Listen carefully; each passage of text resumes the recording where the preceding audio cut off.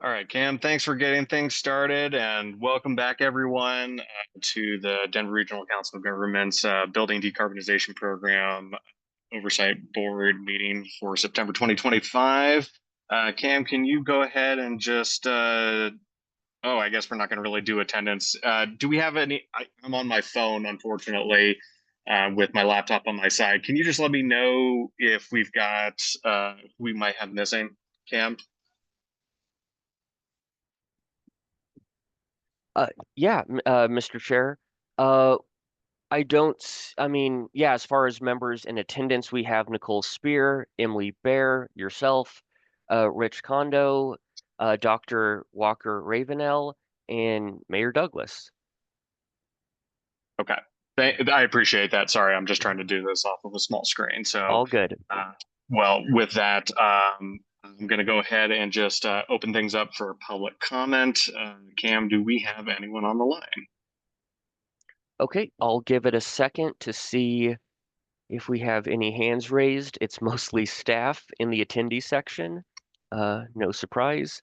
But I do not see any hands raised at this time, Mr. Chair. Okay. Any updates to our previous meeting summary notes, anything like that before we start kind of getting into today's programming from any of the board members today? All right. Seeing none, let's go ahead and just move right on into our discussion items. Just a quick announcement that we're going to be changing the in-person meeting schedule. And right now we're set to meet quarterly, and then we're going to move into, well, I say we, but you all will be moving into a semi-annual meeting format. I will attend October's meeting, and then I will be off the committee, so I will not be on for November's meeting. So DRCOG has proposed this, and I think that's very reasonable. And obviously asking folks to make at least those two meetings in person per year, amongst the other, obviously, virtual meetings. They're going to try to retain, have those meetings be much more kind of discussion focused, as in there'll be kind of more of a kind of in-person collaboration on larger discussion points and topics, not necessarily just having it be a series of presentations. Wanted to just kind of open it up to the group to see, does that feel like the right meeting cadence, schedule, and format? Any comments, thoughts, opinions? Robert, anything to add? Just that we did kind of want to make those larger events, and we will provide food and provide some networking time at the beginning for us. And we think twice a year is a good cadence given the geographic diversity and all the times we make you come to DRCOG already. So Much appreciated, Robert. All right. Any thoughts or feelings on that? One last call. Oh yeah, Director Kondo.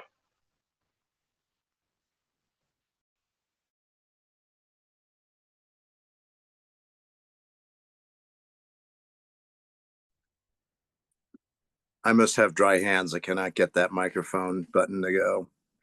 Anyway, I do like the notion that it sounds like now that the decarbonization initiative is well underway, the frequency of our meetings then can be less. And I do like the in-person opportunity because clearly we have stakeholders that are outside of DRCOG. So that opportunity to talk with various folks, I think would be very much welcome from my perspective. Excellent. Just wanted to know for the record, Mayor Douglas, I see you on here and your hand up as well. Good to have you on today. Oh, thank you. So, Chair Barr, are you termed out? No, I have an obligation to my family to actually be a parent, and kind of made that promise 4 years ago before I got started. I see. All right. Not Thank to go into too. Okay. Yeah. I appreciate the clarification. Thank you. Yeah. No. Yeah. That's it. Happy to talk more on it after the fact. Dr. Walker Ravenel.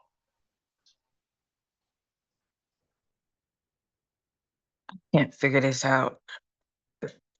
Hello? Can you hear me? You're on. Yeah. Okay, I don't know how to get this lower thing, this emoji thing down. Did we get dates for 2020? I know we said semi-annual. I love the idea of us meeting in person, 2 times, a year. I must have missed the piece of that. Is that going into 2026 or is that going to be when is that starting? I believe that was anticipated to be starting in 2026, but Robert, go ahead. Yeah, I do want to clarify. So we are still planning on keeping our monthly cadence. We may cancel when there's no meeting agenda items that are Okay. necessary, but twice a year in person. And we're kind of proposing our first in-person meeting would be the November meeting, so in a month and a half or 2 months from now. And then, so we'd meet virtually through the holidays if necessary, and then another in-person meeting sometime in the spring. Sounds good. Thank you for clarifying. All right. Well, seeing that we don't, I'm not hearing an outpouring of objection, Robert. I think you've got your direction to start scheduling those meetings, and would just encourage you to put the dates on the calendar sooner rather than later, as I think staff and everyone's times just seem to get busier year over year. So with that, we'll go ahead and move on to our next agenda item. I'm really excited to hear Matt Prather speaking to us today about the Innovation Pilot Grant Program.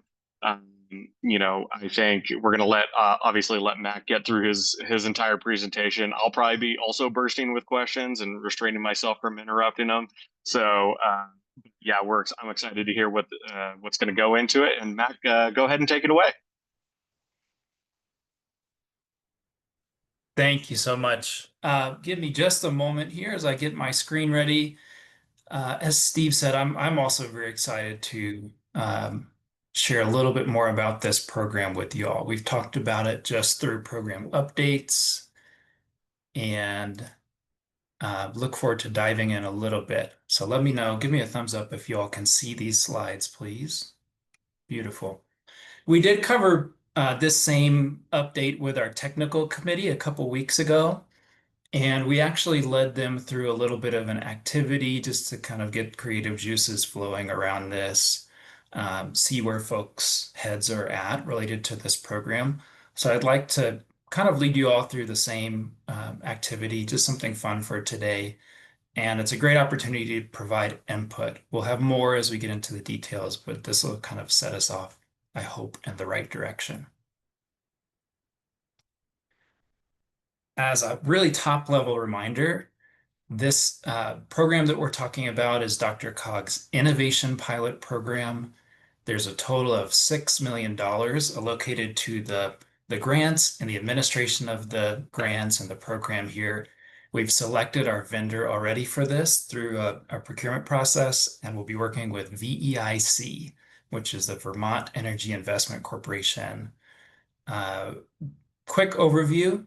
Really focusing on small grants through this program that can either, one, help businesses test innovative new technologies or models to incentivize and help get more people access to energy efficiency and heat pumps, and small grants for community-based organizations to bust down barriers to existing services or opportunities to get this technology in people's households. So we're really talking about both private sector innovation as well as public sector innovation and nonprofit. The average award amount will be $200,000 per award. That's an average. So we're, of course, still working on that program design and detail with the EIC.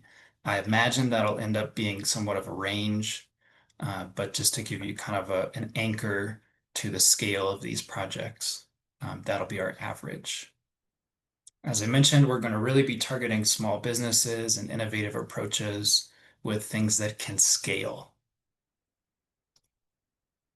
And we're feeling very lucky to have VEIC as our vendor because they actually implemented the program that we kind of based this concept on. So VEIC was the implementer of the Tech Clean California Quick Start Grant Program. I think we've mentioned Tech Clean in prior meetings, but as a reminder, that's California's statewide energy efficiency and electrification program. We took a lot of inspiration from that work, and namely, really this Quick Start program. It's a really great model. We're going to talk about a couple case studies that I'll present to you today to give you an idea of what they did in California that we might be able to model here in Colorado. But if you're interested in this, I would just suggest looking up TechClean's Quick Start program. Google that title from the slide here, and you'll see a bunch of case studies, reporting, public information on kind of the outputs. And as we've been meeting with VEIC, we just signed their contract, just kicked off the project internally, maybe 2.5 weeks ago. But they've been really emphasizing to us that their approach in California was to test the barriers and do projects that they can learn from and scale elements of. So as we're thinking about how we're approaching this, I want to be sure to frame it with you all that these are not meant to be projects that have an outsized impact and hit the ball out of the park. They're really meant to test assumptions and questions and barriers and give us really good information that we can learn from and apply to other programs across the state. In California, there were $3.85 million of grants awarded to 19 projects. So that's a similar scale to what we'll be doing here in Colorado with VEIC. Here are some of the case studies that I mentioned. These were, each one of these was a recipient of a Quick Start grant. And again, if you want to find more information on these, happy to follow up with an email to anyone after the meeting, or just Google the Quick Start grant and the name of the awardee here. But I'll run through these really quickly. And what I'd like to ask you to be thinking about is, what questions were they trying to answer with these awards? So the way we're working on phrasing those questions are as how might we questions. It's really important to take that approach to focus on the question before we dive into the solution with these, because we want to really be focused early on what we can test and what we can learn. That helps then inform the grant selection criteria. It helps with the whole program design. So that's the exercise that we're going to be getting into is what kind of questions do you have? How might we? Example for this first case study, this was awarded to AESC in Colorado to model heat pump water heaters in manufactured housing. So the question I think here was, how might we implement more heat pump water heaters in manufactured housing successfully? There were a lot of unknowns in California in that context. And this was a number of years ago as well. So there were newer models of heat pump water heaters still coming out into the market. And the awardee installed heat pump water heaters across 10 homes, manufactured housing homes, and modeled energy savings, comfort. They talked to the recipients and talked about, were they more comfortable? What was their experience with this technology? And they looked very closely at cost impacts of switching from those old water heaters to the new heat pump water heater. If you know a little bit about heat pump water heaters, you know that they take a little bit different space than a traditional gas water heater. You have to have airflow around them, and you have to plan where they're installed carefully. And so you can imagine that in a manufactured home, the space is much more limited for these pieces of mechanical equipment. And so testing it in that application gave a lot of information about how they could be installed, as well as all of those modeled energy savings, measured savings, comfort surveys, and so forth. So the impact of that grant really was that it demonstrated a savings potential of switching to the newest heat pump water heaters and gave a little bit of a roadmap for how that could be done in manufactured housing. Again, like I said, this was a small project, 10 homes, so not something that really had a major impact, but the impact lies in what they learned through the project, how to implement in manufactured housing and how to make sure that the installation benefited the folks living there maximally. Second case study is from 350 Bay Area, and this was testing the rapid deployment of services for pollution burdened communities. This is similar to a pilot that Denver ran, I think last summer, getting air conditioners and air cleaners into homes through community-based organizations, but was really testing that how might we question of how might we rapidly respond to pollution burdened communities as a government and put them on a path towards energy efficiency. So again, they tested this, did a lot of data collection and follow-up, and identified both some opportunities to do this at a bigger scale, as well as really a lot of the burdens. So whether that's permitting or planning or outreach, if you read this case study, you'll find that they detailed a lot of those barriers that they identified, and then made some recommendations to jurisdictions and policymakers to avoid those. Case study number 3 was Bright Power. This one was really focused on regulated affordable housing. And if you're familiar with that space, you'll know that there are sometimes utility allowances that the housing provider manages. And when you're switching from a traditional furnace to a cold climate heat pump, you're also shifting the fuel that you use, and sometimes the utility that's providing that energy for you. And so the how might we of this program was really about modeling the utility allowances and how might we install more heat pumps in affordable housing without causing undue effect to that utility allowance for the provider. In this project, 101 package terminal heat pumps were installed in affordable housing, PTACs. And again, there was a pretty intense section of modeling, surveys, and follow-up to really test how that worked technically on the energy and the utility savings side, as well as the customer experience. And the output of this project, or the impact, was a set of recommendations for the state to make sure their policy for utility allowance was aligned with the state's electrification goals. This is something really sitting at that intersection of housing and energy efficiency and electrification, something that we're obviously working on here in Colorado as well. Finally, case study 4. This is one that VEIC loves to talk about, and it's gotten a lot of coverage, a lot of media attention. This was a small grant to Barnett Plumbing, which is just a small family-owned plumbing shop. They were really interested in heat pump water heaters, but most of their business was traditional water heaters. So they wanted to test that. How might we question of how might we install more heat pump water heaters for our customers that are experiencing an outage or an emergency? They noticed that a vast majority of the clients they worked with came to them when their water heater failed. They needed hot water as soon as possible. Of course, that's what you want when you're in that emergency situation, but they really wanted to test ways to get those clients to try this newer, more efficient technology.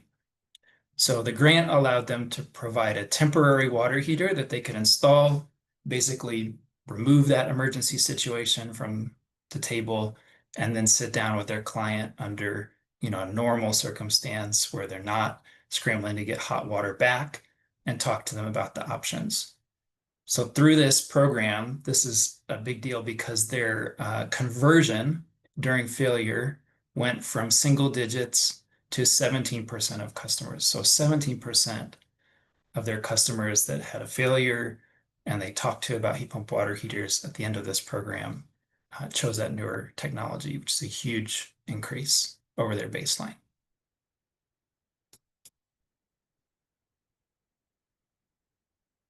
Happy to pause for questions if folks want to talk about any of those, but I really would like some input from this group. If you have reactions to this, if you have, maybe ideas from your own community or the organizations you work with, and I'd really love to focus them as these how might we questions. In other words, before we get to the solutions, what are the things we really hope to test here in Colorado with this program? So I'll kind of pause and let people come off mute. Yes, Director Barr. Yeah, no, it's okay. You can say Steve too. I really love the manufactured housing, proposals out of this. I mean, I think that because there's so much, there's a variety of economic pressures that these mobile home communities are facing across the Front Range right now. I feel like that idea would be very ripe. Do you know if there are any particular coalitions where pilot programs like this would be a natural fit? I'm not aware of any, and others in various jurisdictions might be aware of some. Yeah, thank you. Maybe that's a good question for the group. I know there are some folks in Boulder who are very focused on working with those communities, but I'll open that up to folks if that's okay.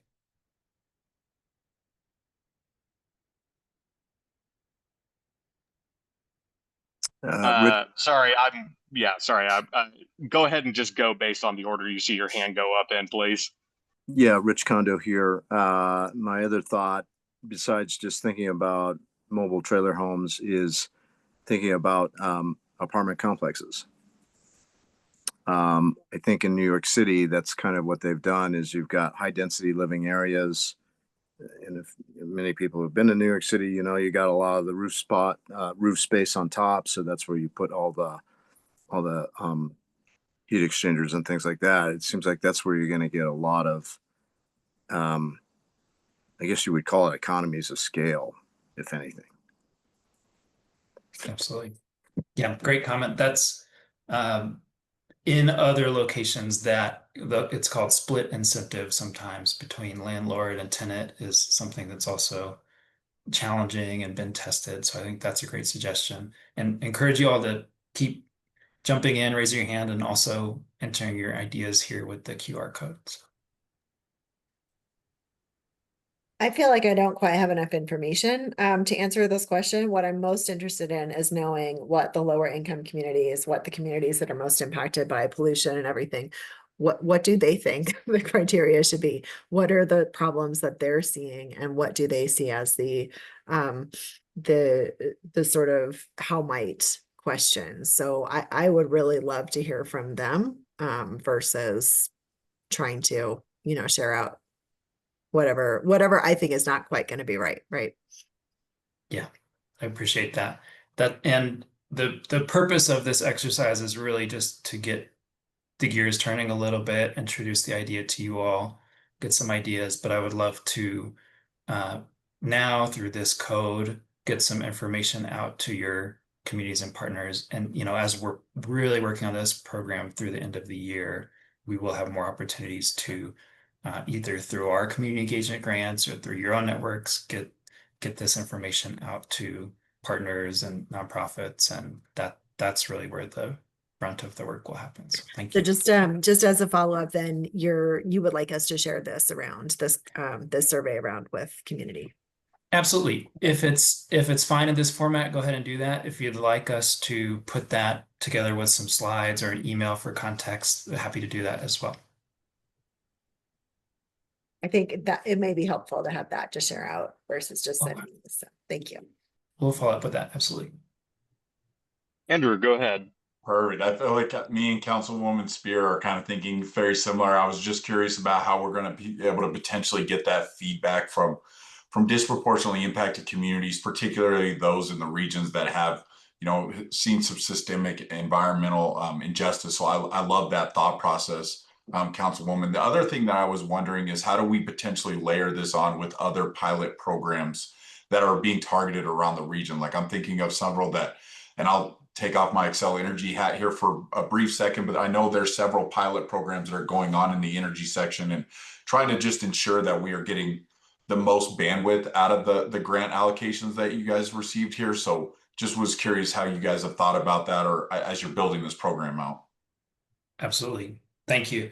What we're working on with VEIC right now is kind of landscape analysis of what's going on in Colorado. So we're looking with them at what is the policy landscape? What are the existing pilots?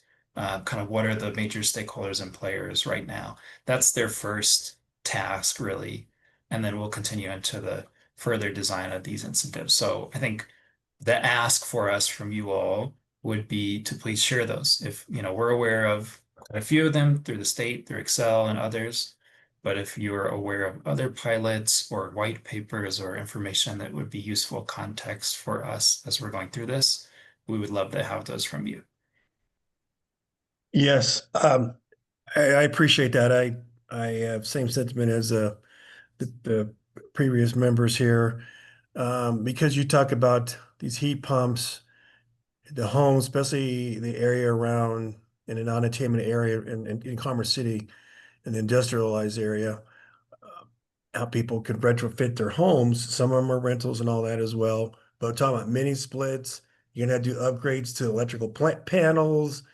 And we talk about the heat pump water heaters.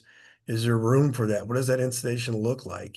So it'd be nice to have some of those details along with that, because we really have to, if you're going to push this forward to a community or certain homes within a neighborhood, what does that look like? What's the impact and the outcome? So just to add content. So thank you.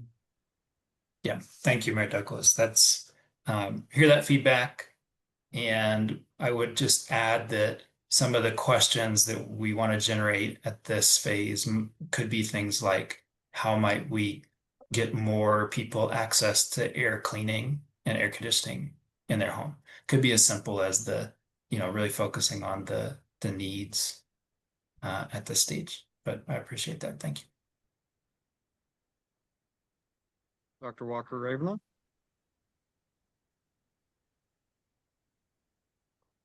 I lowered my hand just because Oh. my mind was everybody was saying the same thing. I mean, as far as sharing out, I think it will be great showing up to some of the community events that are taking place. So there's a lot of stuff happening right now with the new administration and just what's going on. We even have a town hall next month that's going to be talking about this stuff. So it'll be great, even not just us sharing it, but if you could be there to be able to present some of this. I think that just builds so much trust. And then I think you can get a better insight on what the DI community is saying. But that's not just for next month, but that's just ongoing. That if a representative like Mac, if you could come to some of these events to share this information, that'd be great. Because sometimes they hear from us, but it's better also sometimes if you are a part of those conversations as well. Absolutely. But I'm not gonna spend my will on repeating everything that other folks have said. But that this is great. But I know as far as manufactured homes, that's what they call them now. I've been hearing that we shouldn't say trailers, we shouldn't say mobile homes, manufactured homes. So because we're actually going to be doing some air monitoring by the manufactured homes over here in the new development area. But I think you and I should talk about what that looks like when you have a moment. Absolutely. I would love to come out to some events or have some folks from our team come out. Also cognizant that we have to be thoughtful and strategic with the outreach and getting input versus going out when we have something that's really ready for somebody to apply to.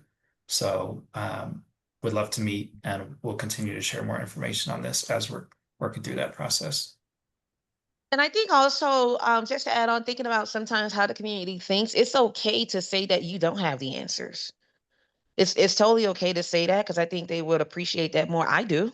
So then that way, you can start building a collective together with the community to make them feel like they're invited, a part of the conversation. Because sometimes we don't have all the answers, but they do. So if we can come in even with that mindset, it really helps. Yeah, thank you. I do think that's a big opportunity through this program because we want to work with community organizations and we want to try new things and learn and test approaches. That I think that's a big opportunity. So I appreciate that. And this QR code is ready to go. We can just scan it and if you scan it right now, I hope it should take you to the page, and it's just a couple questions, kind of the same conversation we're having here, but it's asking for a how might we statement, whatever you're curious about, and then kind of any other questions you have related to the program. So it should be live. If it's not, please let me know and we'll correct that. I'm going to share this at our staff meeting Tuesday just to get some of their input as well before. I know you are working on this, but if you don't mind, I want to share this with a few folks. that would be great. And like I mentioned, I'll follow up with a little bit more context from our team and a message about what this means. Thank you. You're welcome. Thanks, Mac. And I'm now off my phone so I can actually see when hands are raised. So Director Bear. Thank you. It's super loud at my house. I'm having some work done and my dog is stressed out, and so I'll be brief. But I just was wondering who are the ideal people to share the QR code and survey with? I think we can outline that in the follow-up email. For now, I would say just be thoughtful with who we share it with. Colleagues certainly are fine. I just want to make sure people have context about what this is as they're getting it. I think would be the most important consideration. So we'll share a little bit more following the meeting to help with that. Now, Mac, I had a question for you on the kind of the eligibility, and we were talking about some of the either CBOs or other groups that might be, eligible to take this on. Would you envision that even a municipality, if it were to dedicate some resources and the like to it, either working with their business community or with like an environmental justice community within their jurisdiction, do you think that would be a fit, or are you really trying to aim away from the municipalities doing this work because we already have some overlap? Right. Great. It's a great question. We do have those jurisdictional awards that Greg and Crystal are working on, which is really the focus for municipalities. We're still working on the detailed design for this. So I hesitate to kind of give a final answer, but I will say the focus is on small businesses, innovation, and community orgs there. And I think what will be appealing are applications that are partnerships or have a lot of broad support. So certainly if there's a city or a group that supports a nonprofit's application, that's probably going to be really helpful in moving that along. But it's a good segue as well. And Robert, I see your hand is up, so I'll hand it over to you in a moment. But the next steps of this program are digging into that detailed design, into the eligibility, what are we going to prioritize and where, and basically how do we allocate the funding that we have to the most impactful projects here. And so that between now and the end of the year, we'll probably be coming back to this committee, and I think we'll likely have a ad hoc committee to help focus on those detailed criteria and selection. So if that's something that's particularly interesting to you or someone feel free to reach out with that, Robert. Thanks, and yeah, great segue. I did just kind of want to flag in the context of all this. This is kind of the meat of why we formed these committees, is to help us with these grant criteria, evaluation, project selection, money going out the door, right? And this is kind of the first of many of these conversations we'll be having in the upcoming months, because after the subaward to local government program has kind of ended, we'll see how much money is left there and develop grant criteria for the remaining funds. We are going to be having our CBO. We have $2.2 million being suballocated to community-based organizations in the region. Again, there'll be some form of criteria there. And then we also have our $1 million research grant. So there's kind of like 4 things happening at once to help us kind of answer questions, as well as activate that community engagement and supporting the locals. So a lot coming your way, both in terms of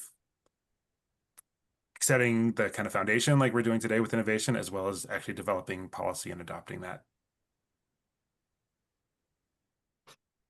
Much appreciated, Robert.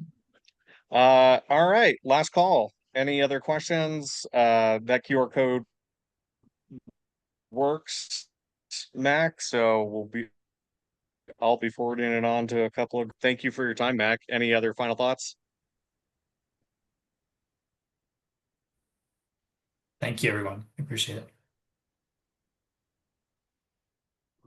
All right, moving on to the next item on our agenda. Actually, sorry guys, I think this internet connection is just garbage. Am I still on, you guys? Can I get a thumbs up? Yes, no? Okay. All right. Well, Robert, go ahead and take it away. You're our next item on our agenda, regardless.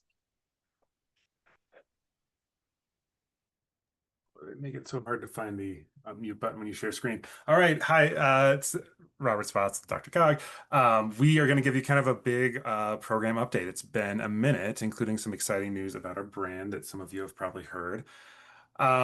So we're about, well, now 11 months into our program now. That has been a lot of hiring and contracting work, as you'll see, some extracurricular activity as well that you'll hear about.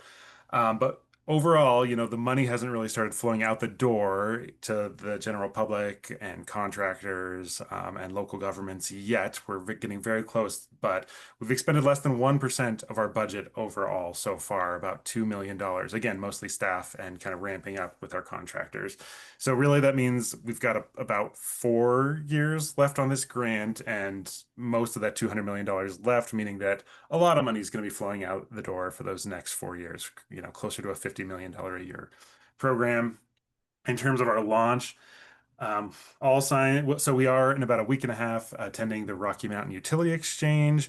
Great opportunity to coordinate with kind of potential utility partners and kind of a bit of a coming out party for our brand and our work we're doing for those in the state that may not be aware of it. So very excited about that. Our website is gearing up to launch close to December, kind of a soft launch, as well as initial kind of contractor outreach and registration. And then we're looking at February to kind of have a big majority of kind of the programs ready to launch, including incentives, rebates, as well as kind of the energy advising services. So that's the general timeline coming up. It feels like we have a long way to go, but we are kind of continuing to work at warp speed here as we launch this program. Our team on the program side is 100% filled. We're very excited. The last kind of staff we added just about 2 weeks ago is Luke Charbonneau, who's on the call right here. Luke brings a lot of energy efficiency experience from his previous role at Clear Result. And we're just really excited to have him on the team to help out on Mac's team with incentives and advising. So welcome, Luke. Super excited to have you. The last 2 positions that we'll be hiring for are on the administration and finance side, and we're kind of holding right now. They're well staffed up. We're going to see kind of evaluate what our specific needs are on that team before we post those, but it probably will happen soon that we post those and fully kind of understand the needs of that team. Just generally, we obviously, like any program, we have some opportunities and challenges. I'd say in terms of opportunities, we just are very fortunate that we have a lot of great partners in this state and in our region, including you all, including the utilities, who we've just really been working with extensively to kind of make sure our programs not just are not overlapping, but also really complementary to each other. We've made some really great strides there, including kind of potential partnerships with utilities and Excel that we'll talk about here in a little bit. I'm so proud of the vendors we've selected. We have no mistakes whatsoever there so far. They are all just rock stars, and they really just share our vision as well, which is really important. Most recently, Energy Outreach Colorado, who's just already so invested in this work here, the Building Decarbonization Coalition, just organizations that are really share the same goal as us. So excited for our vendors. And, we're just keeping our ear to the ground about other unique funding opportunities. Only 2 weeks ago, we kind of scrambled to put together a state internet portal. What's it called, Clay? What's the SIPA grant? I can remember. Yeah, State Internet Portal Authority. Yeah, okay.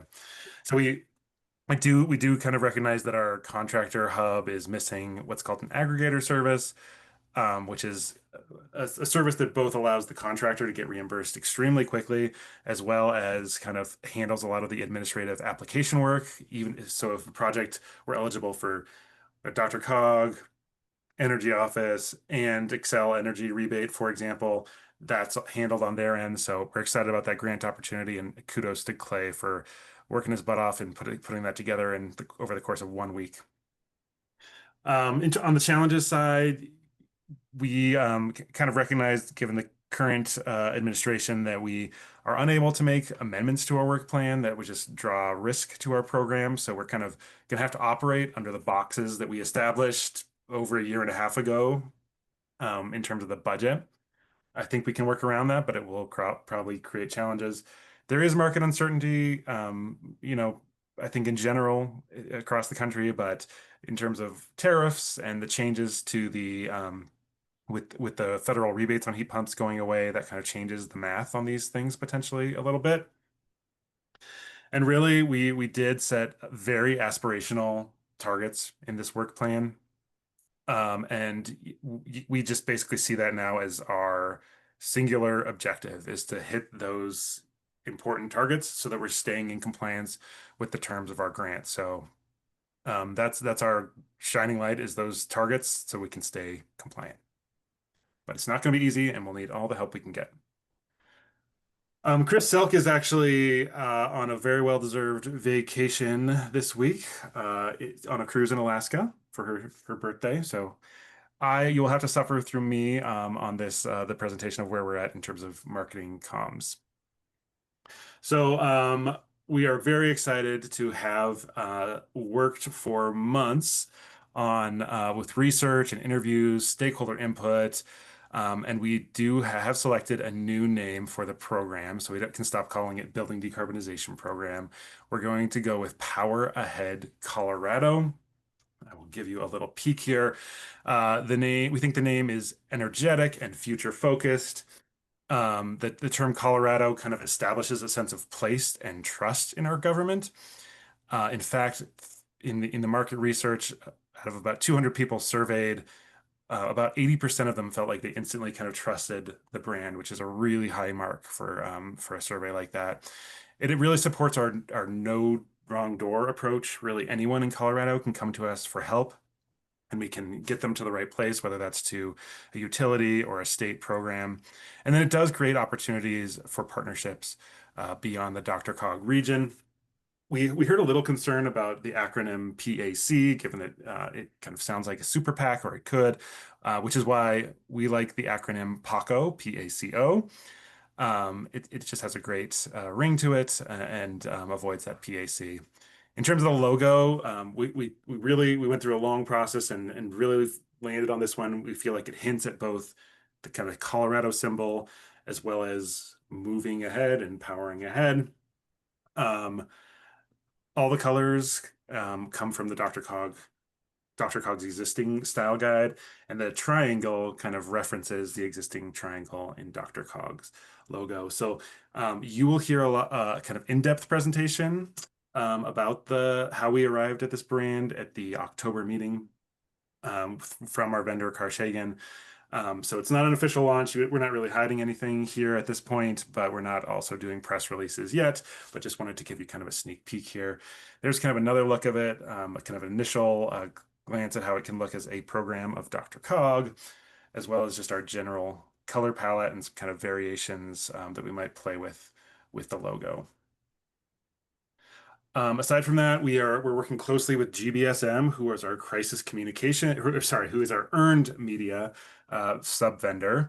They're working on a crisis communication plan, which is not as scary as it sounds. It's just something that's kind of standard to do to kind of be ready for any type of bad news story or whatever may come up. And then, like I mentioned earlier, ImageX is getting very close to kind of having an MVP or a minimum viable product website launch in December. They've been partnering really closely with the marketing team to make sure that kind of our brand and colors are aligned. Oops. And then finally, for community engagement, we have selected a vendor, Kearns and West, getting relatively close to having a signed contract. They will be the ones subawarding that $2.2 million to the community-based organizations. Again, kind of grant criteria and selection you all will be looking forward to towards the end of this year and into the next. And we do have a partnership with Partners in Energy. That's through Xcel Energy. DRCOG has officially become a Partners in Energy community, meaning that Xcel Energy generously provides resources. So that's kind of doing two things. First of all, it's really because DRCOG and Xcel Energy overlap so much, It's really kind of helping us broker and make sure we're getting into the real deep weeds in terms of making sure our programs are complementary, as well as them providing us with some resources, additional resources to kind of help facilitate and take on some small ad hoc program. So Director Holder, can't thank you all enough for that partnership, as well as the opportunity to be a partners in energy community. And I think just given how much I covered there in the big kind of brand thing, I might pause for just a second if it's okay with you, Director Barr, to ask if there's any questions about any of that. Yes, Doug, do you have questions, really? I do actually. Maybe it's more of a comment than a question. I thank you, Mr. Chairman, very much. I just wanted to tell at least the DRCOG board representatives that are on this committee that two things. We'll be sending out an email here rather shortly, Robert, next week or so to the board, just introducing them to the brand itself. I had mentioned it in my executive director's report at the August meeting. But also then at an upcoming, is it the October board work session or the regular board meeting, Robert, in October? Board work session, October 1st. At the October, whatever it is, board work session, you'll be getting a more comprehensive, into the weeds explanation for the brand selection and all that kind of good stuff. So I just wanted to throw that out there. Thank you. Thank you much, Doug. All right, Director Kondo. Rich Kondo here. First of all, I'm relieved that we are going with Paco as opposed to PAC. And my follow-on question, though, is I would assume Carshagen will also develop some sort of logo of some kind of like CDOT or whatever that might have a Colorado theme in there. Is that kind of part of the work plan?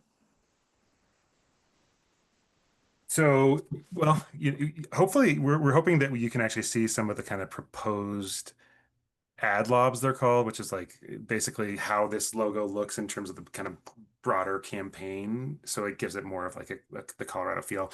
This is our proposed color palette, again, all coming from the DRCOG kind of branding scheme, but we did also kind of want to make a distinction from being a specific. Some of the logos and stuff we looked at really felt like it was a state program, and so we didn't want people to be confused that we were a program of the state. This kept us a little bit more distinct. Okay, understand. A great point. Thank you. Director Douglas. Thank you.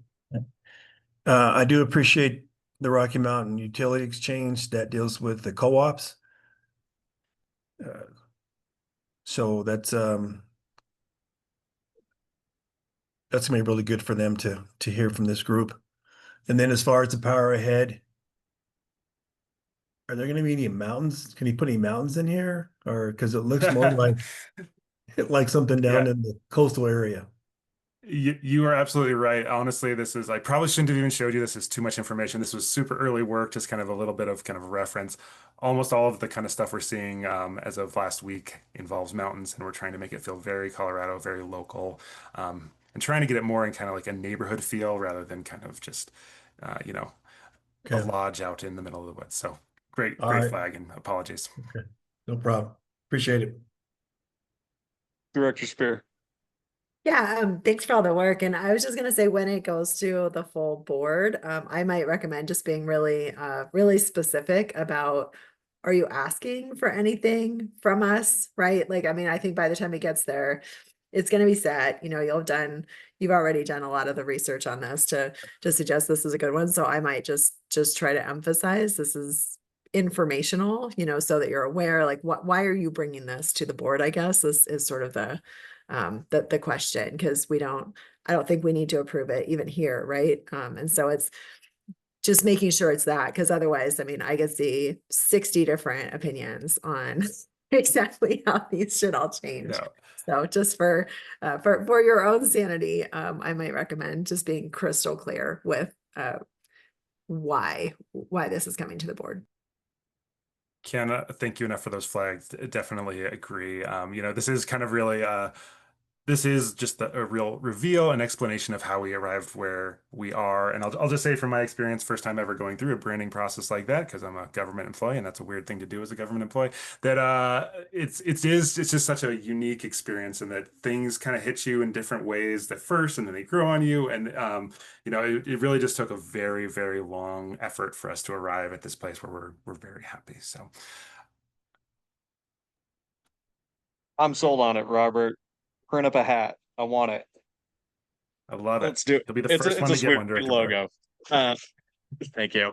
I do have actually one comment to the earlier part, the non-marketing part of this. To your point about the finances and the burn rate. Yeah, 1% of total grants spent in year one. It's low, but it's what you were predicting, and I'm happy to hear you've got all your subs on board. I think it would be well worth, Robert, for when I'm not on this group, but to have our finance director come in to kind of outline what those projected burn rates are. It is a significant source of not only just like programmatic success that you stay on track, especially in year two, now being fully staffed up to hit those marks on a quarterly basis. So that's why I haven't pushed it obviously in year one. I'm super psyched that you're fully staffed up at this point. That's the goal. Get all your consultants, get all your staff on board. But I would just suggest in year two that you keep a careful track on a regular cadence of what your burn rate is, just to make sure you're keeping up with it. Robert, I'll also point out that the CFR 200 has now changed, obviously, in 2025, which I'm sure your finance and admin folks are very aware of. But there are some nuances to those changes, which even have caught me by surprise. Say, for example, when you were talking about work plan reorganizations, they agreed, do not do that right now. There is no need to draw attention to yourself. And the changes into CFR 200 allow for 10% of your entire budget to be reallocated across your program. So between contractors, personnel costs, and the like, it is much larger and more flexible than the previous Federal Register allowed for under grants management. So you have more flexibility than you did last year with how you allocate your budget. Just giving you that awareness. But just stay aware of what the new executive order that came out this year related to 2 CFR 200 really dictates. There's a lot of weird stuff in there. So just keep your team up to date. How about that? All right. Well, with that, we'll go on to next part of the presentation. I think Clay, probably you. Yes. Can you all hear me okay? Perfect. Great. Well, just some updates on the workforce and industry side of the programs. On the industry side, we've obviously, I think I've already told this committee that we've awarded the contract for the Contractor Navigation Hub to the organization Building Decarbonization Coalition, or BDC. They do a lot of great work in California for serving contractors, and Washington and New York, and really are just a wonderful organization to work with. So we did award that contract. It's a 2-year contract with options to renew for 1-year terms throughout the duration of this EPA grant. So right now, they are building out an online platform that will be the Colorado Contractor Hub. We're hoping that that's the one place everyone in Colorado goes to if they want to find a contractor to install a heat pump. There's a lot of those lists right now that you can look to on different websites, and some are more up to date than others. I like testing out the websites and seeing which leads are actually still installing heat pumps or even in business. This is going to be a really good platform for that. And so excited to roll that out later on in December. We'll be doing some testing with select contractors that we know are heat pump champions, and then a more formal rollout for the larger contractor network, likely in January. And so that'll be really exciting. And then just one small treat with this this program is we're actually going to have a stipend program built in for contractors where each HVAC business that enrolls in this program is going to be eligible for up to $1,500 in stipend funds to cover the cost of heat pump trainings. So we know that there's a lot of untrained contractors out there who maybe haven't installed a heat pump yet, and it's important to educate the workforce on this technology. And we feel that, that shouldn't come as an additional cost to the contractor. That's something we can help out with. So, Mac is doing a lot to make sure we are verifying a quality install, post-install. I'm working a lot to make sure pre-install we have the right education in place. And so, yeah, the Colorado Contractor Hub, this is also a point of collaboration that we're exploring with Excel Energy. Director Holder, I don't know if you've spoken to folks over there, but that is a conversation we've been exploring for a little bit now. Similar interest in having one place for contractors to go for their heat pump needs. So excited to continue exploring that conversation. All right. We can go to the next slide. Oh, actually, we'll go back.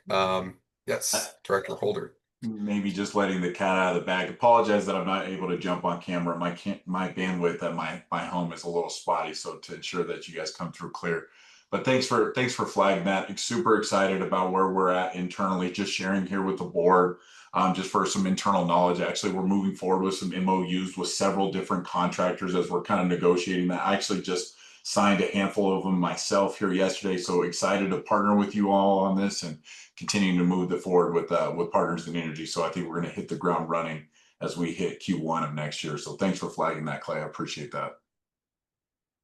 Well, that is extremely exciting. And yeah, you got Excel from top to bottom has been just great to work with. So we're excited about whatever that collaboration might look like moving forward. Thank you. All right, so that is our update on the industry program. As far as new workforce, we'll jump into the green workforce hubs.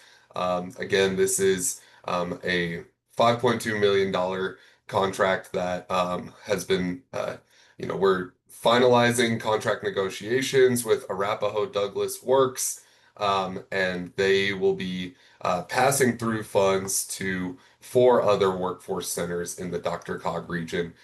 We actually have a map in the next slide that showcases where those hubs will be. So we'll have one in Centennial, downtown Denver, one in Golden, Aurora, and actually up in Longmont. And so these are going to be built in to existing workforce centers.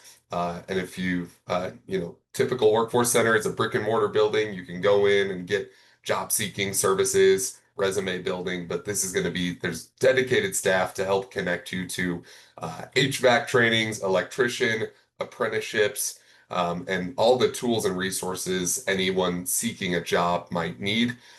So those stars are where these hubs will be located, but the dark dots are other workforce centers that will also be supporting this initiative. So if someone is in Broomfield and doesn't want to travel to one of these workforce centers, there will be virtual options to connect with staff, but also they can go into their local workforce center and get connected to programming as well. Any questions on the green workforce hubs or services or locations?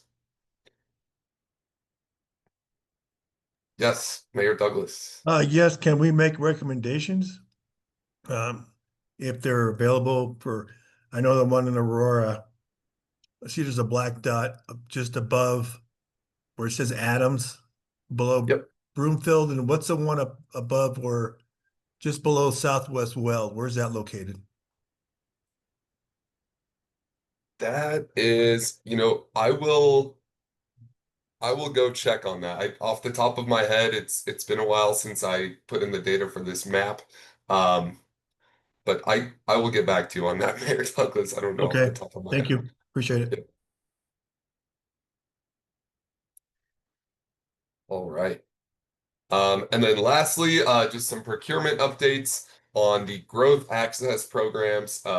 Again, these are contracts to deliver trainings. So, each of these contracts will be for delivering 10 specific heat pump cohorts to demographics we feel are not as represented in the HVAC industry. So we know a lot of the HVAC industry skews on the 40 to 50 plus years of age, and there's a lack of younger adults in the industry. So we did release an RFP and actually just got Finance and Budget Committee approval for the vendor that we selected. We had a lot of really, really great applications come in for this contract, and it was, certainly not an easy decision to make. A lot of strengths had to be weighed, but ultimately we did end up selecting the Colorado Sheet Metal local union to be the vendor for the young adults heat pump training program. We just felt that that local union, the employment outcomes, guaranteed employment outcomes with good union contractors, we felt that that's a really strong outcome for young adults. And then they're going to offer a $2,000 stipend for any young adult that engages in that training.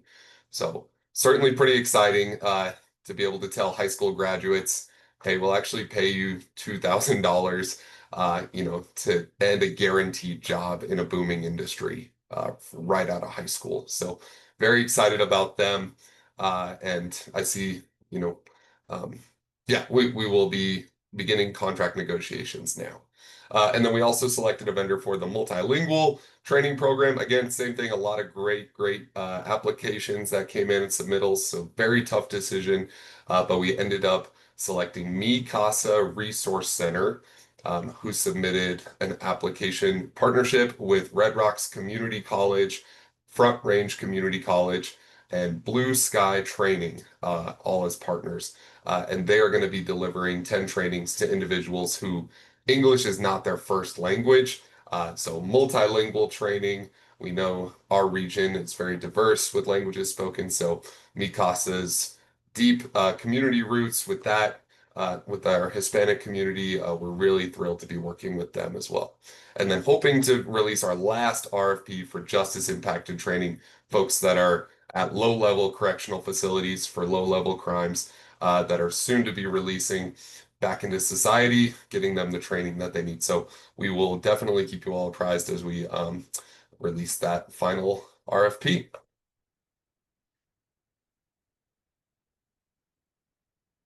All right, and then last topic for me here, just an update. I know we had discussed DRCOG submitting a recommendation for a sunrise review for the licensure process for HVAC technicians in Colorado. As a reminder, there is no state license for HVAC like there is for electricians or plumbers. It is licensed at the jurisdictional level, which has its own nuances, and we're just really recommending a sunrise review, which is what's happening right now. So DORA is conducting extensive research to determine the risks of consumer harm, risks of the industry, or benefits of what a state license might look like. And then at the end of the year, they will give their recommendation in a formal report. They are going to be engaging in some stakeholder engagement. So if anyone does want to engage with DORA, I believe they're going to be doing some stakeholder engagement for industry and for permitting offices and local governments at the end of October. So I will definitely be happy to answer any questions or connect you with the DORA representatives that are conducting this independent study that I'm not really a part of. We just submitted the application. Any questions about that? Yes, whoever wants to go first. Director Bear, go ahead. Thank you. Thank you for bringing this back to the group. So I was on a affordable housing tour here in Erie and was talking with one of I guess it was the developer of our affordable housing. And he had some concerns about how a statewide license, sometimes he likes the idea of it, but it can be used to kind of prioritize the bigger guy and keep smaller companies and out of the competition. So I just wanted to raise that as a concern, and certainly am willing to connect with whomever to sort of daylight that. I'm sure other folks will daylight that as well, but that is something that I heard in the community. That's certainly great feedback, and that's exactly the type of feedback that I think Dora is looking for with this review. I will say too, just in any license, I think the goal is consumer protection. So while we don't want to exclude smaller businesses from participating, we do want to exclude the bad actors from participating. And so we don't always know if there's unlicensed or unpermitted or unethical technicians in the home installing furnaces. So, you know, we just really, I think the goal would be a floor of safety that we can all agree on as a standard while still increasing access into the industry. So that's a great point, Director Baer. Clay, do you have like a one pager or something like that on the proposal as a whole, even just like a cut from what you've already submitted? So we can potentially pass that on to our relevant jurisdictions to have them advocate for some, for this kind of permitting reform with Dora.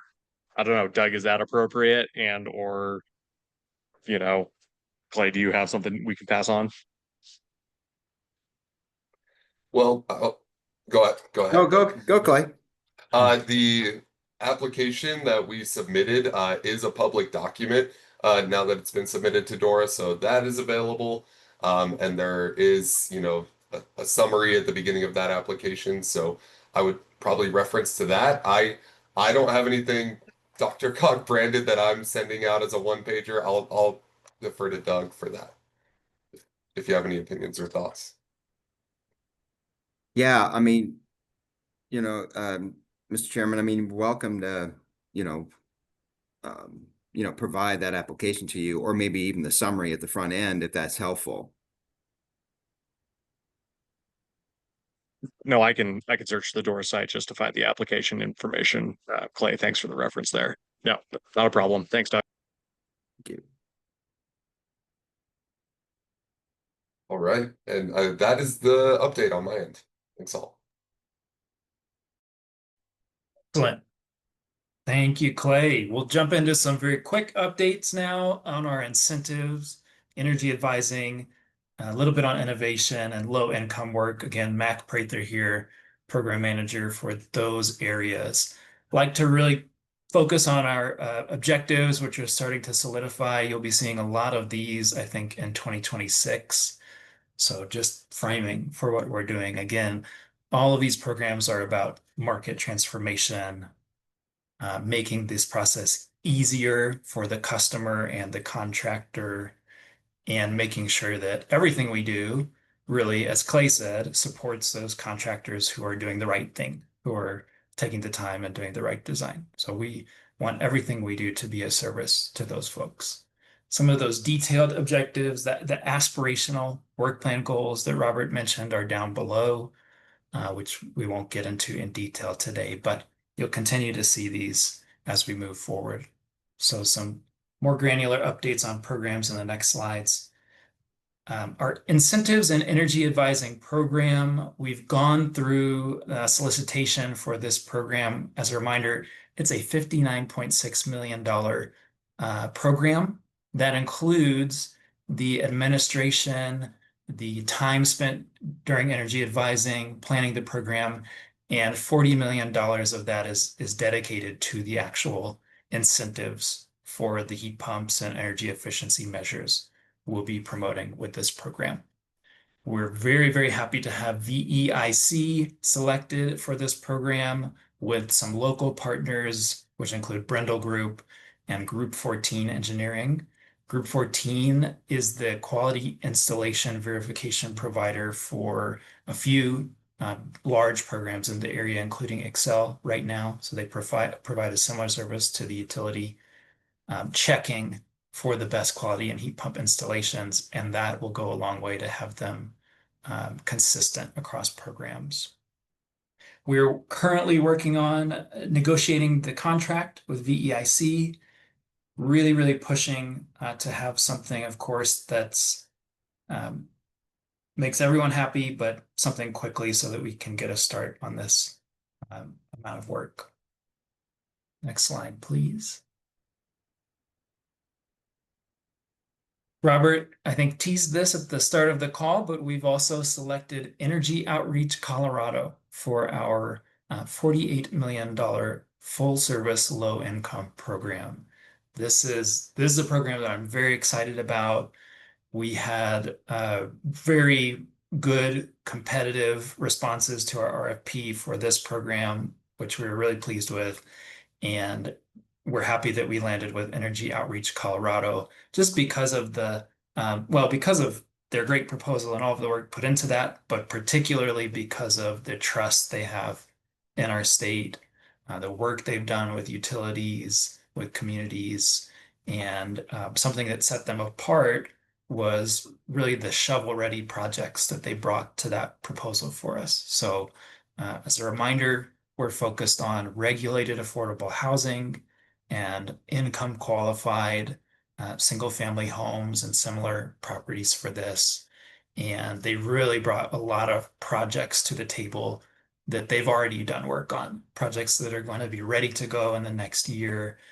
We can really start off on a good foot and show some early wins while building the community engagement and getting this program out at scale throughout the region. So we're very excited to work with Energy Outreach Colorado and the team that they bring to this program.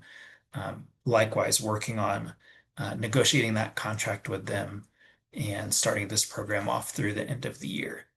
As a reminder, we have staff member Fernando Briones working on this program, bringing incredible expertise to this from his work in some vulnerable communities and climate resilience. So another thing we're excited here is the opportunity to find the very practical ways we can partner and work together with DRCOG's Area Agency on Aging to deliver these resources to folks who might be more vulnerable to extreme heat in the coming years. So delivering that cooling and resilience in the home is going to be a great focus for this program.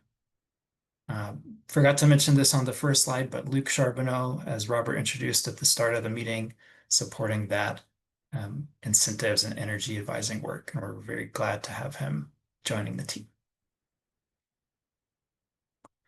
Of course, we already talked about our innovation pilot program, this $6 million innovation grant program with VEIC. This one is a signed contract and we're underway with VEIC, just diving into that program design and getting ready to bring some more of those opportunities for feedback to our ad hoc committee and to this group before the end of the year. And as a quick snapshot of the timeline on these, I think I touched on our current status for each. We're really looking forward to having some services available to folks at the start of 2026 for energy advising and incentives. We'll probably have a limited set of advising and incentives available in the spring and continue to build that out through 2026. That's going to follow up on that website launch and the contractor launch that we mentioned earlier. And so just like everything we do in the program, trying to put contractors first and get them engaged and have that input, and then provide these resources to the other folks we work with. Our innovation grant program is underway, and we will have, through the end of the year, again, more opportunities for this group to set the direction of that program. And we anticipate the first set of those solicitations for small grants, spring 2026. For our full service low income program, currently working on that contract, going into a period of intense program design with EOC, and we're hoping to get some of those shovel-ready projects kicked off in parallel with that bigger scale project planning, and have some projects starting again early 2026. There is a typo on the page there, so Q1 2026 for that program. Happy to answer any questions there. Otherwise, we'll hand it off to, I think, Crystal. I want to pause if there's any questions before I start talking.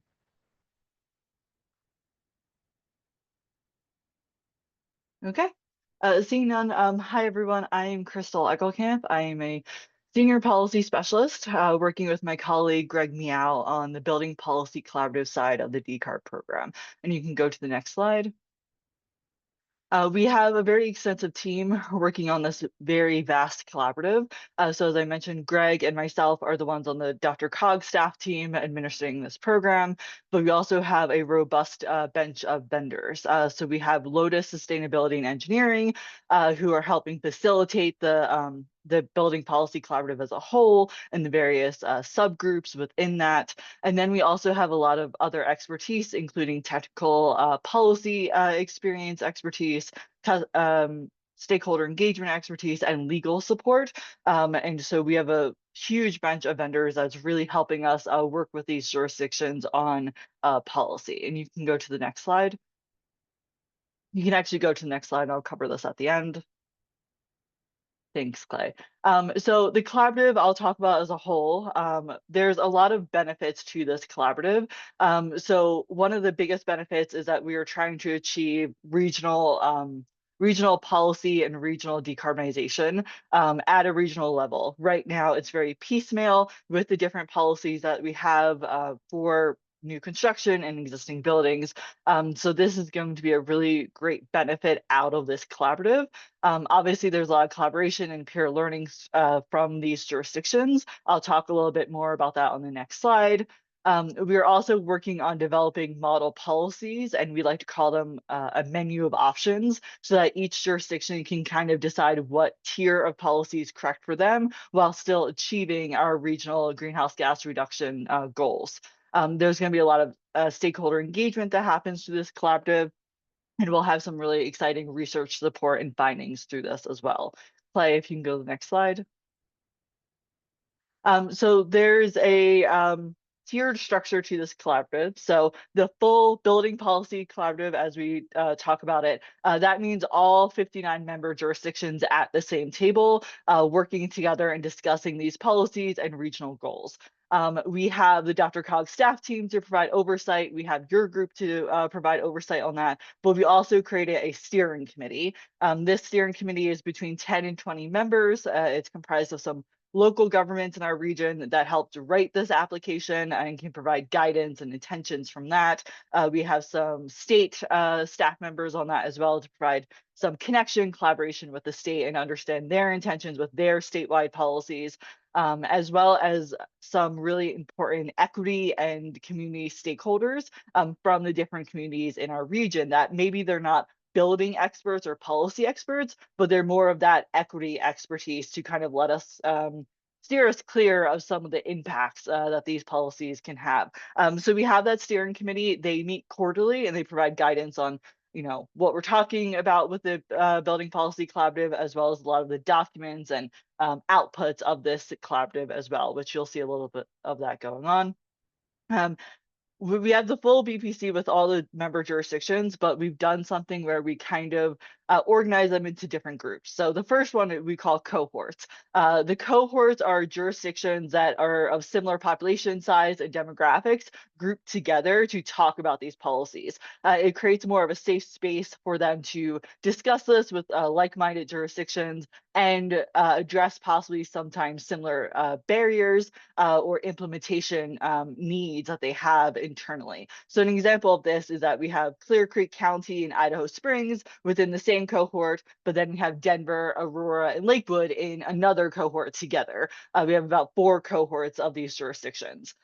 So that's in these cohorts, we talk about everything essentially. But starting in 2026, we will have policy working groups. So it'll be a different mix-up of jurisdictions, and they're also self-selecting into those groups to work on different policies. So this will vary from new construction like energy codes or embodied carbon to existing buildings like benchmarking and building performance standards. And we're also going to subdivide that from policy writing and adoption to policy implementation, because there's so many different ways we can target these policies, and we really want to make sure we're hearing from these jurisdictions what their needs are, what their barriers are, and also explore those solutions together as well. So the Building Policy Collaborative is a little bit complicated and has a lot of different tiers. So that's what this slide is talking about. Next slide, please. So we kicked off the Building Policy Collaborative officially with the jurisdictions on August 7th. We held a kickoff meeting at the DRCOG offices. We had 60 attendees with them representing about 29 of our jurisdictions. So about half the jurisdictions attended, which was really great to see. It was also great seeing some of these people in person when we've had a lot of virtual meetings. Those cohort meetings, we've actually we've had two rounds of those meetings. So we had a cohort meeting 1 and then cohort meeting 2. Those have been successful so far. We have talked about baselining, asking the jurisdictions, where are you now with your policy? Where do you want to go? This week's group of meetings, we actually discussed new construction of how do you view these policies? What are your jurisdiction's goals? And what are some of the barriers that you're facing? So we can kind of get more of that one-on-one time with them. We are also starting work on our building decarbonization roadmap. So this is something that we'll be working on now until February, which will be the first draft. And essentially this roadmap is for the collaborative and is detailing essentially very similar to the grant that helped create the program, but kind of detailing where we are as a region, and again, how we get to net zero in 2050, and the considerations in the policies that jurisdictions need to consider. This can be policy-wise, this can also be implementation like staffing and not understanding the code, or the cycles are too short. Like it's going to all these different aspects of the code and providing that roadmap for the collaborative as well as DRCOG over the next 4 years. These are the things that these policies need to consider. And then in 2026, like I mentioned, we'll go into the policy working groups and actually start drafting these policies. You can go to the next slide. Okay, this is a different presentation than the one I was sent. Okay, so as part of the Building Policy Collaborative, we have the collaborative itself with all the jurisdictions working on these policies. The second huge arm of this collaborative is the jurisdictional subawards. So I think you all have already heard about these, but we have a total of $34.8 million to provide to jurisdictions. And essentially, the goal of this subaward is to provide capacity to jurisdictions to achieve building decarbonization policies or implementation, and ultimately achieve greenhouse gas reductions as a result of this funding. This should be more community-wide efforts for these policies, and is really providing a lot of capacity to these jurisdictions, which a lot of them need right now. We have 2 rounds of this funding. The first round is formula, and essentially we allocated the formula per jurisdiction based on their current population and job demographics, as well as the growth for that. So an example of this is Idaho Springs has $50,000 allotted, whereas Denver has $2 million allotted. So we did this with a full pot of money. And so this is round 1. It opened on June 2nd and it closes October 31st. So that's round 1. We will have round 2 starting in spring of 2026.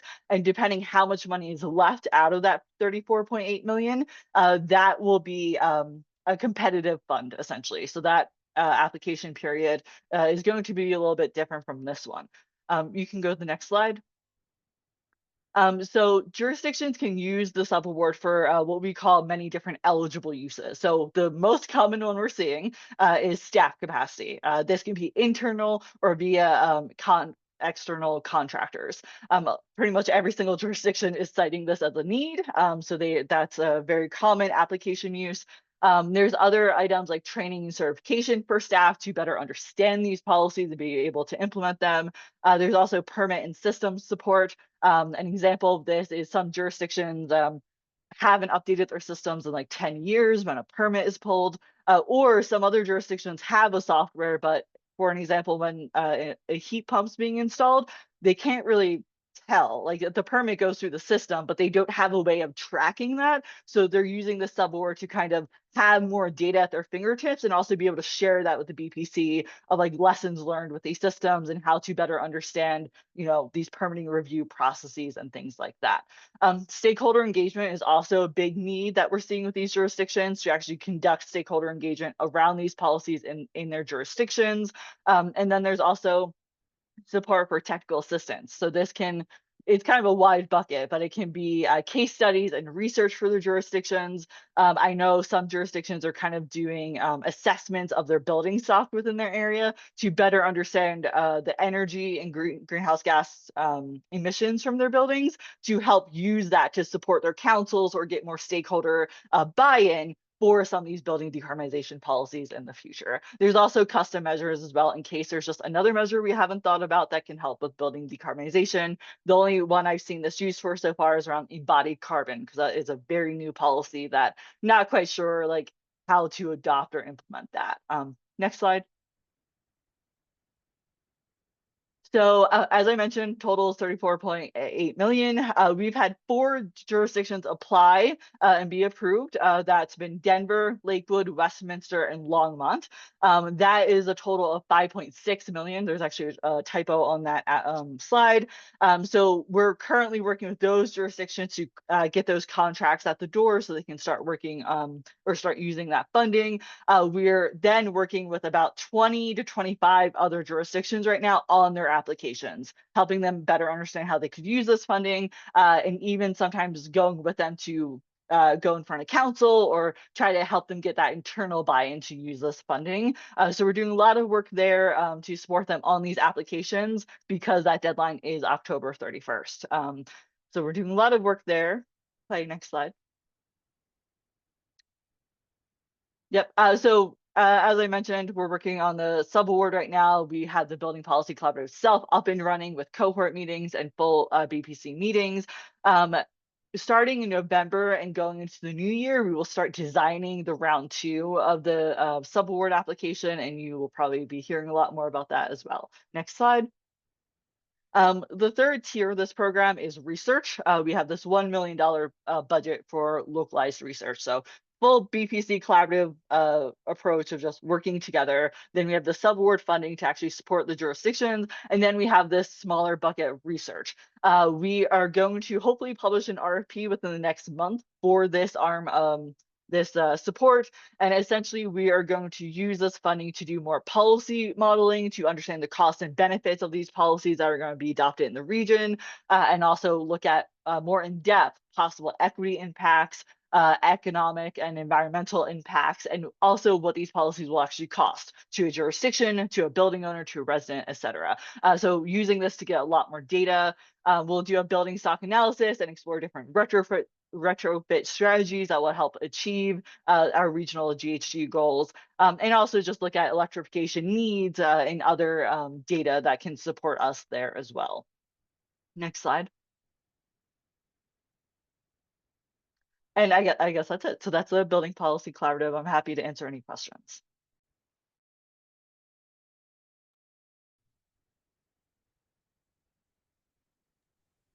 Mayor Douglas. Thank you. Appreciate your presentation. I just saw a few cities on there. Is there a list that we can look at to see if, well, I'll just put out there, Commerce City, where are they at in the mix in this? That's actually a good question. I have that list up. I'm happy to share the policy document where we list all the jurisdictions, the formula that they're applicable for or allotted. Commerce City is one of the cities that have emailed us, but we're doing more outreach starting actually this week and next week to kind of see how we can help more on their application. So they have to come to the table to talk to DRCOG. They have participated a bit in the Building Policy Collaborative, but we also have heard from some jurisdictions that it's just a hard time right now. It's budgeting restraints or time restraints. So some people are participating, but maybe they're not as vocal as others. So Commerce City is one that we're doing a little bit more hand holding with to help get their application through the door. I would love, if you have any feedback or comments, would love to hear it too. All right, thank you.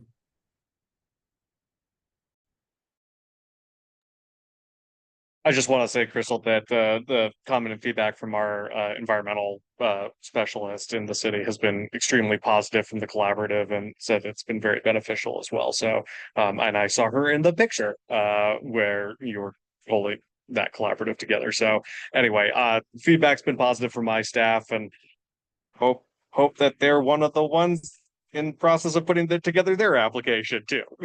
They are. You have a really great Okay. team. They're really great people to work with, and I'm really excited to see their application. I think what's really great about the sub award is that I think it's creating a lot of creativity with jurisdictions. We have to meet them where they're at with this collaborative with the policy as well as the sub award of like, we understand that some councils or some areas have regulatory fatigue or they have concerns. So we're like, we're willing to work with you, meet you in the middle, but you need this funding. So let's try to be creative of how you can use it within the bounds of the award. So we've had some really fun, creative meetings with that.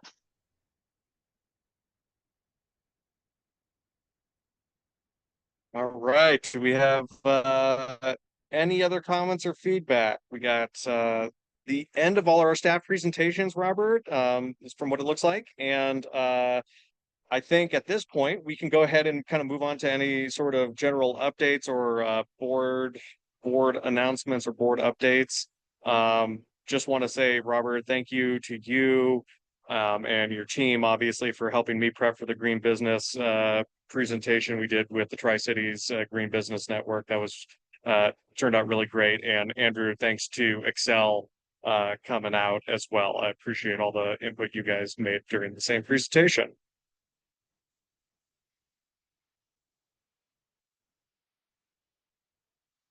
Other folks, hands going up?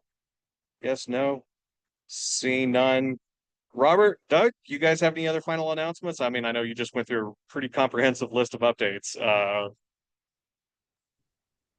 No, Mr. Chairman, but I will take an opportunity for those, again, that are DRCOG board reps to remind them that the September board meeting and performance and engagement committees have been canceled.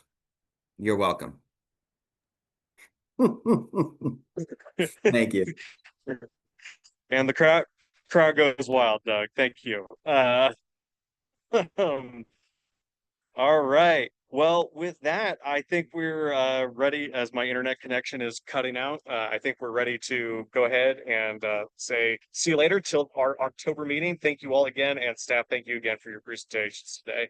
Take care, everyone. Very much appreciated. Thank you. Thanks, everyone. Bye. Good weekend. Thank you. Thank y'all. Thanks, everybody. Have a great weekend.